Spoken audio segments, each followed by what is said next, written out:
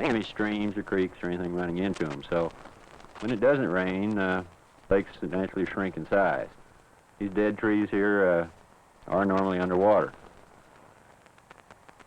This is in the mid part of the summer, in August, and surprisingly enough, it wasn't too hot. We had made the trip from Dallas, Texas, in about 22 hours of nonstop driving. We were joined by some friends at the lake. This particular lake is called Watermelon Pond. It's about 5,000 acres, not a very large lake. We're going to put our Tidecraft boat in the water here, and we're kind of anxious to get out. After that long drive, we're anxious to get out and stretch our legs and see if we can't catch a few bass. That's the Tidecraft Mr. Pro, which is has to be one of the finest bass boats that I've ever fished out of.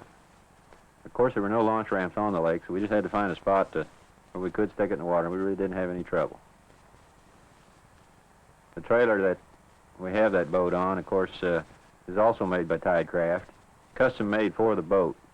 Extremely easy to launch and very easy to load. You can drive it right on, never have any trouble. Even in the wind, very, very easy to load. The man there is Willie Lett, who is from Montgomery, Alabama, who joined us when we arrived at the lake. And he's in the taxidermy business. And I was just hoping I could catch a few fish for put Willie to work. And we're not really going motorcycling there. What we were doing, the gentleman in the boat with me had been fishing there for about 4 weeks.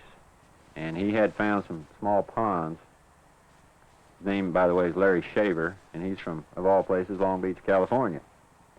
And Larry had found some small ponds, which, as I said, this lake is down, and these small ponds had been left separated from the main lake.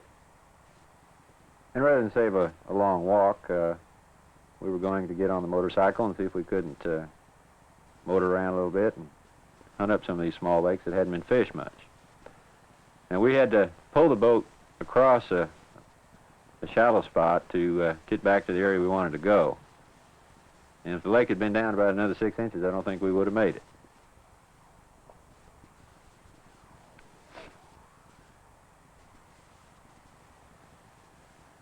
We're going to go back here and see if we can't find a little pond that Larry had said he'd already caught a 10-pounder out of.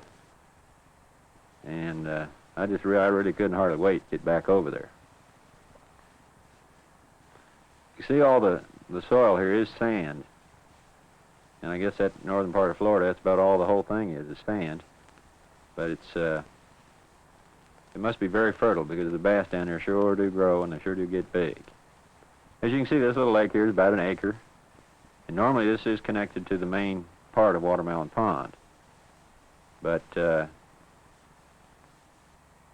of course we couldn't take our boat back there, we decided we'd wade out. And you had to wade out a ways to get in front of the lily pads that surrounded the edge of the lake. And I'm walking very careful and very easy there because I'd asked Larry if he'd seen very many snakes around there. He says, oh, not too many, but one was more than enough for me. Yeah, I had one on. I thought, boy, here he is. But it wasn't the one I was looking for. We're fishing with worms, plastic worms. And I said, I didn't drive 22 hours to come down here and catch a bass like that. And Larry said, well, don't expect to catch the hog the first time. Plastic worms we're using are large ones, 9 to 10 inch worms with about a 6, 7, 8-aught hook, because we were after big fish. And sure enough, start off here with, we don't catch any big fish. Larry was a little embarrassed. He promised me we were going to go down there and catch at least one big bass. And sure enough, this is what happens.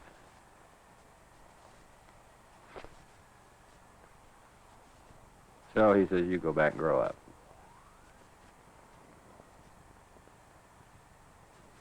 So we head back out to the next morning. This was late in the day when we got there. The next morning we go out to the big lake, and the film you'll see here is accumulation of film we shot over 3 days. Of course, we caught more fish than what you're going to see, but we're going to show you some of the big fish we caught, because this is the exciting thing about fishing in Florida. It's the kind of fish that everybody hears about and reads about, and they really do exist down there. This was about an 8-pounder that we started off with. But that isn't exactly what I would throw back. And I said, I'm not going to.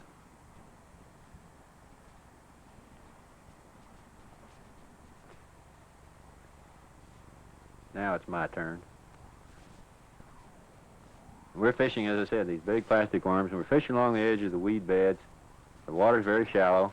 10 feet might be the deepest spot in the whole lake. And these bass would try to burrow down into the weeds and the moss.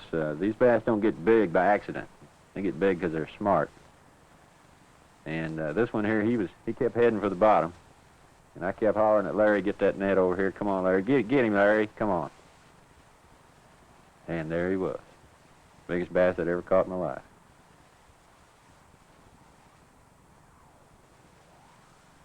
And I said, come on, Larry, just let me touch him. That one weighed 10 pounds. You got to set that hook and hang on. As you can see, these fish, they like to try to pull you out of the boat. We had our drags on our ambassadors cranked down just about as tight as we could get them. We're fishing with 20-pound line. You don't have to worry about brush or timber like many of our Texas lakes. These lakes don't have any brush. Of course, as I said, they do have a lot of lily pads and moss. And those fish, we did lose quite a few that would get down in there and wrap themselves up. So we'd try to bring them towards the boat as quick as we could. And there's a good bass.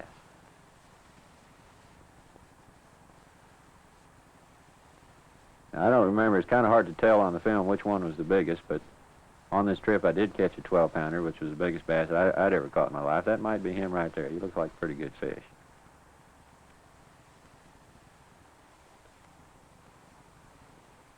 Not a bad bass. I said, I'm going to put Willie Lett to work. Larry Shaver is a school teacher who, as I said, lives in Long Beach, California.